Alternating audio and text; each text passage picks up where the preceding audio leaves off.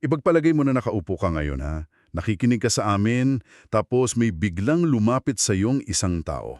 Okay. Tapos sasabihin niya sa iyo ng buong kumpiyansa talaga na kaya niyang pagalingin yung anumang sakit mo. Nang libre, Walang bayad at all. as in libre. At hindi siya gagamit ng gamot, walang ritual, boses lang niya. Wow, boses lang. Oo. Pero wait, hindi lang yan ha. Sinasabi rin niya na habang nakakatingin siya sa iyo, nakikita niya yung hinaharap mo. Nababasa niya yung mga pinakatagong kasalanan mo at regular daw siyang nakakausap ng Diyos. Grabe, parang ang bigat naman niyang bigla. Di ba? Tapos, bago siya umalis, ibabagsak niya yung pinaka-wild na part. Sasabihin niya na ginagamit niya yung eksaktong kapangyarihan nito, yung divine power na to, para manalo ng sunod-sunod na grand jackpot sa casino sa Australia. Seryoso ba to? Kasi kapag naririnig mo yan, ang unang reaksyon mo talaga dyan ay mapapaisip ka kung totoo ba to. Exactly. Napakalayo kasi ng mga konseptong yan sa isa't isa, di ba? I mean, kapag naiisip natin ng isang taong may banal na misyon, ang naiisip natin ay nasa loob ng simbahan o nasa isang liblib na bundok. Yung nakarobe, nagdadasal buong araw. Tama, hindi nakaupo sa harap ng roulette wheel habang hawak yung libu-libong dollar na chips. Pero yan mismo yung sitwasyon na nasa harap natin ngayon para sa masinsinang pagtatalakay natin. Ayun. Kaya okay, himayin natin to.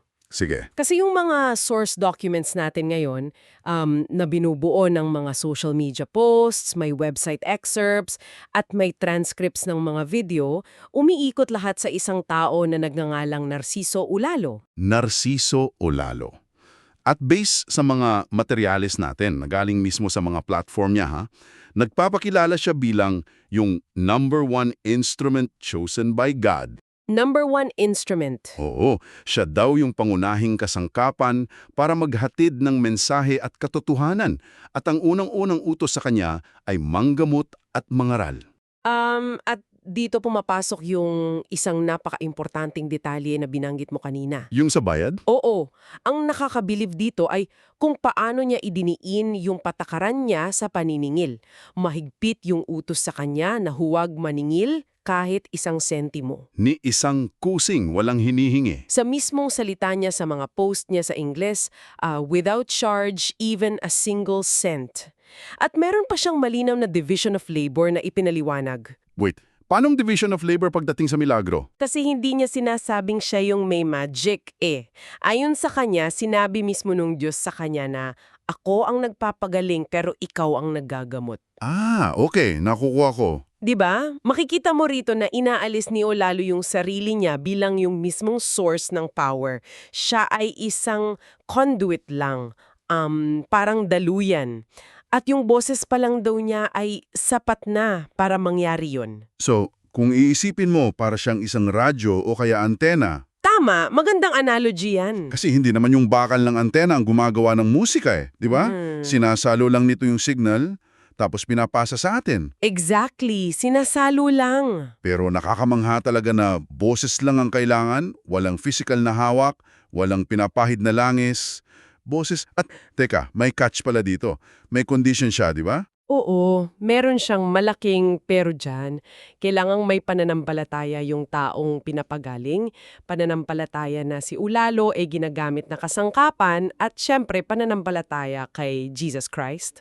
Kasi kung wala kang believe, parang hindi rin tatalab yung signal. Nakita ko rin sa notes natin na may isang mensahe pa sa mula pa noong 2013 na pilit niyang inuulit-ulit sa mga tao niya. Yes, yung tungkol sa pagiging swerte. Oo. Sabi niya, napakaswerte daw ng mga taong naniniwala sa kanya. At inuulit-ulit niya ito. Kasi literal na utos ito ng Diyos sa kanya. Sa quote niya, sabi niya, kailangan mong ulitin ito para matuto sila.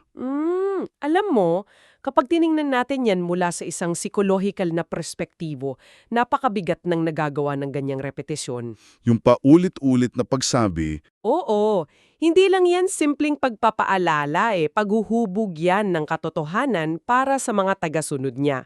Sa tuwing inuulit niya yung mensahe na maswerte ang naniniwala, palalim ng palalim yung pundasyon ng tiwala nila sa kanya. parang nagiging absolute na yung belief nila. Tama.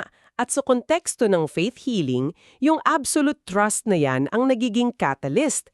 Kapag kumbinsido yung pasyente na gagaling siya dahil narinig niya yung boses ng number one instrument, nagkakaroon ng malaking epekto yung paniniwala sa mismong physical na nararamdaman ng tao. So yung isip talaga ang nagtitrigger ng healing. Pero teka, dyan papasok yung isang malaking tanong ko eh. Ano yon? Kasi kung nakukuha niya yung signal para sa katawan, yung physical healing natin, paano naman yung isip at kaluluwa? Yung tinatawag niyang power of mind. Ayun, kasi hindi lang daw sa katawan nagtatapos yung kapangyarihan niya. Lumalawak ito tungo sa isang bagay na tinawag niyang power of mind. Ibig sabihin nito, kaya niyang iskan parang barcode sa grocery yung buong buhay ng isang tao kapag nakausap niya ito. At hindi lang mga buhay ng tao ngayon ha, ayon sa mga transcript na nakuha natin, umaabot din ito kahit sa mga espirito. Kahit patay na? Oo, kahit sa mga patay na, nakikita daw niya yung mga nagawang kasalanan ng mga tao. Literal na nababasa niya yung record ng mga kaluluwa. At dagdag pa rito, kaya rin daw niyang hulaan o makita yung mga trahedya bago pa man mangyari ito. Wait, parang premonition. Parang ganon. Kaya ginagamit niya itong kakayahan para magbigay ng mabigat na babala sa mga tao. Ipinapaalala niya na totoo ang paraiso at higit sa lahat, totoo ang impyerno. Dinidiin niya talaga yung impyerno, di ba? Totoo, at babala niya mararamdaman talaga ng tao yung init ng impyerno kung hindi sila magsisisi. Alam mo, hindi ko talaga maiwasang mag-isip dito. Kung totoo na nakikita niya ang lahat ng kasalanan ng tao, bawat madilim na lihim, kahit ng mga yumao na, pati na yung mga paparating na trahedya, hindi ba't napakabigat na pasanin nito? Nakaka-drain siya mentally kung iisipin mo. Sobra. Imbes na simpleng biyaya na nakakapagpagaling ka, para itong isang nakakalunod na database ng lahat ng pagkakamali ng tao. Parang every time na may kakausap ka, nakikita mo yung baho nila. Hindi ba dudurugin ito yung mental state ng isang tao? Nagbubukas ito ng isang mahalagang tanong. Bakit ibibigay sa kanya yung ganyang bigat? At dito natin makikita kung paano niya idisenyo o ini-istruktura yung misyon niya. Paano? Power of mind na ito bilang matinding patunay. Hindi para lang takutin yung mga tao, kundi para gisingin sila. Kumbaga, shock value? Parang ganon, pero may layunin. Dahil sa pamamagitan ng pagpapakita na alam niya ang mga bagay na imposibleng malaman ng isang ordinaryong tao, napipilitan yung mga tagasunod niya na seryosohin yung tatlong hinihingi ng Diyos sa kanila. Ano yung tatlong yon? Una, magsisi sa mga kasalanan. Pangalawa, i-renew yung buhay Kristiyano nila. At pangatlo, magkaroon ng malaking pananampalataya. Bale, ginagamit niya yung foresight at pagbasa ng kaluluwa bilang leverage para sa agarang pagbabago ng mga tao. So, wait lang.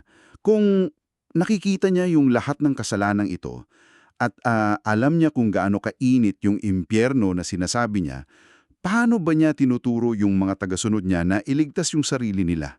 Kasi iisipin mo, bilang number one instrument, baka may direct pass siya para iligtas sila, di ba? Yan ang kadalasang expectation sa mga faith healers, na sila na ang bahala sa lahat. Oo. Pero iba yung lumabas sa isang video niya, noong May 8, 2016. Ang galing ng bahaging ito kasi imbes na magbigay siya ng diretsyong utos sa sermon, nagbigay siya ng isang talingaga, isang palisipan. Yung sa plato. Oo. Tinanong niya sa mga nanonood sa kanya, ano daw ang ibig sabihin ng kumakain ng nakakamay sa iisang plato? Gusto ko yung naging interaction sa parting ito ng transcript eh. Oo. May isang follower na sumagot. Ano yung sagot ng follower? Ang sagot niya, ang ibig sabihin daw nun ay yung paggamit ng sariling kamay para kumain mula sa isang malinis at pinagpagurang trabaho, yung walang ninanakaw o idinadamay na ibang tao. Ang nobel ng sagot Oo, napakaganda ng thought na kabatay sa tradisyonal na moralidad na tinuturo sa atin simula bata pa tayo. Parang sagot sa values education. Pero mali daw sabi ni Narciso. Hindi yun ang tamang sagot sa puzzle niya. Ano daw yung tama? Ang tamang ibig sabihin daw nung talinghaga ng plato at pagkamay ay kanya-kanya ang kaligtasan. Pinaliwanag niya ng literal. Kapag kumakain ka daw, ikaw mismo yung sumusubo ng pagkain mo. Ikaw yung naguhugas ng kamay mo at hindi mo ipapahugas ito sa iba para sa'yo. at lalong hindi mo isusubo yung kamay mo sa bibig ng ibang tao. Wow! Literal pero malalim. Nakaligtasan do it yourself. Nariyan yung manual at yung mga tools, yung mensahe ng Diyos na ibinibigay ni Narciso, pero sa huli, ikaw mismo ang kailangang bumuo ng sarili mong kaligtasan sa pamamagitan ng pagbabago. At dyan nagiging napaka-sophisticated nung itinuturo niya. Kasi bigyang diin natin yung kaibahan nito sa inaasahan ng marami. Sa typical na faith healing setup, ang gusto ng tao ay magic pill.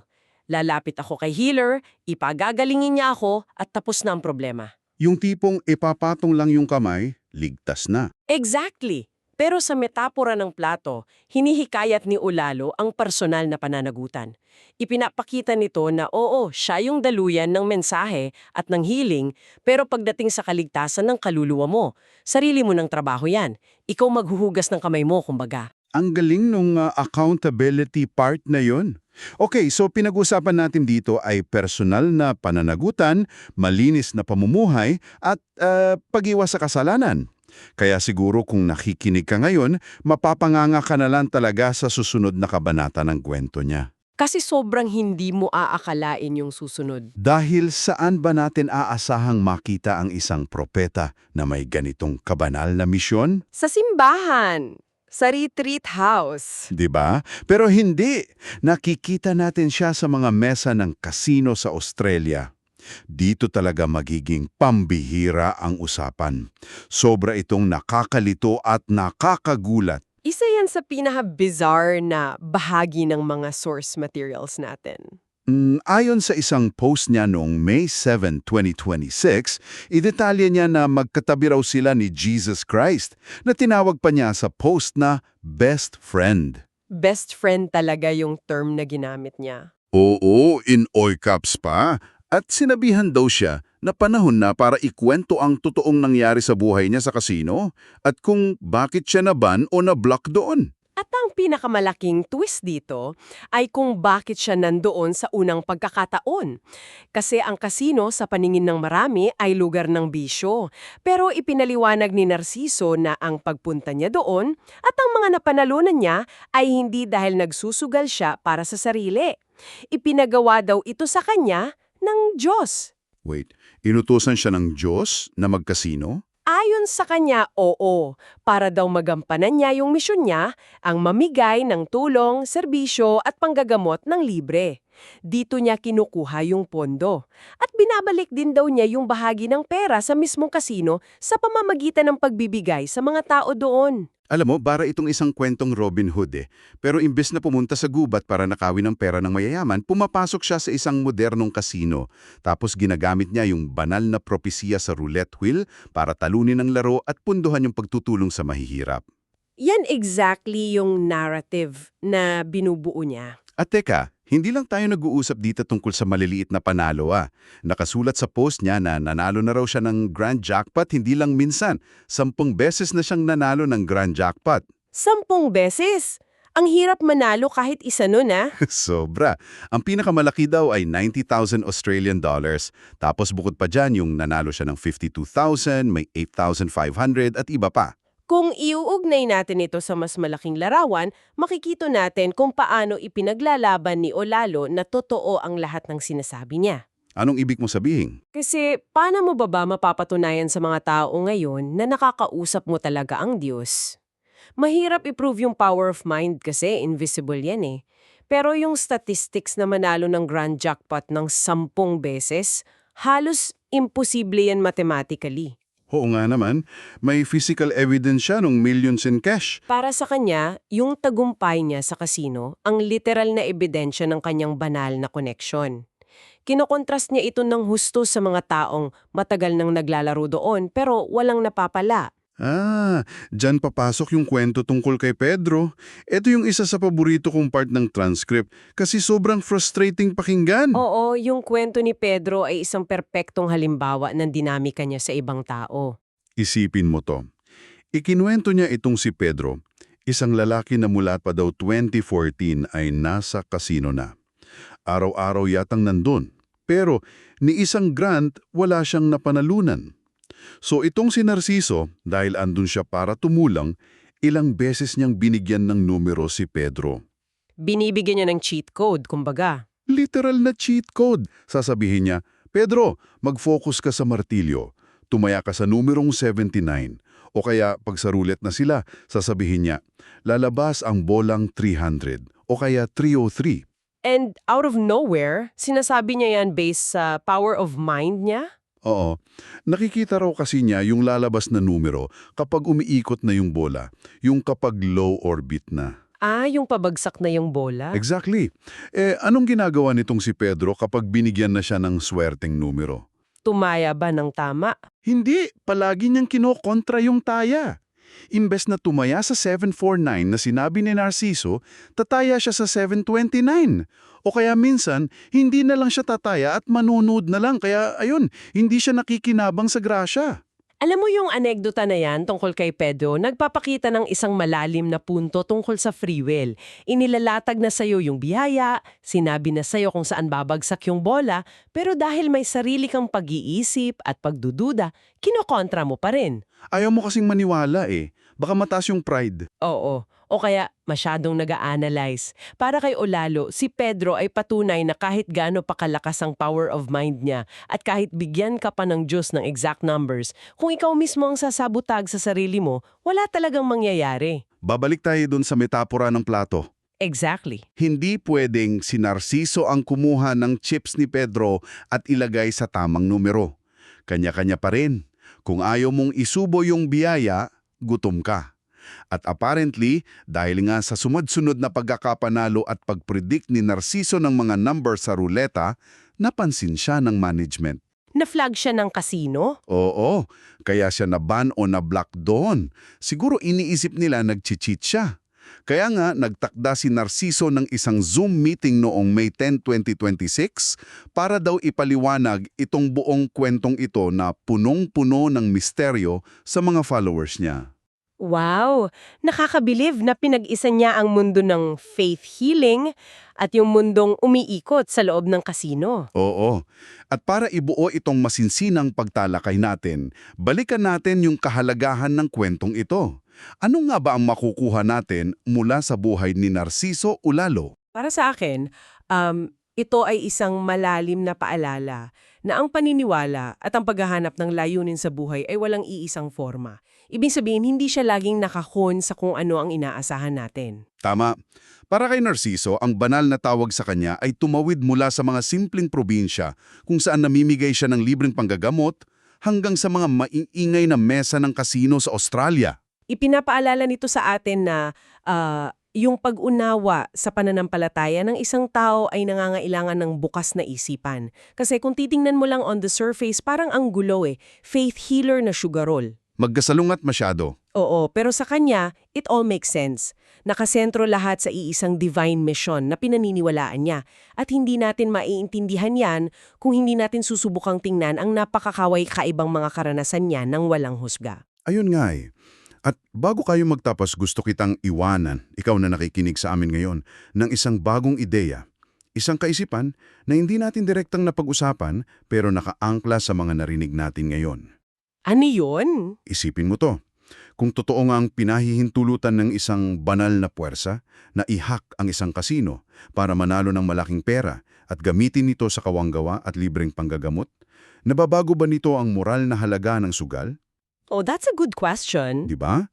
Kasi palagi nating sinasabi na masama ang sugal. Pero kung ang mga chip sa kasino ay napapanalunan dahil sa literal na banal na intervensyon para tulingan ng mahihirap, natatalo pa rin ba ang house? O mismong ang kahulugan ng swerte at sugal ang nababago ng pananampalataya? Nakakabaliw isipin. Paano kung yung mismong kasino ang naging instrumento ng Diyos para mag-fundraise? Di ba? Nakakagulat na konsepto. Kaya iwanan natin ang katanungang ito para pag-isipan mo. Maraming salamat sa pagsama sa amin sa deep dive na ito. Hanggang sa susunod.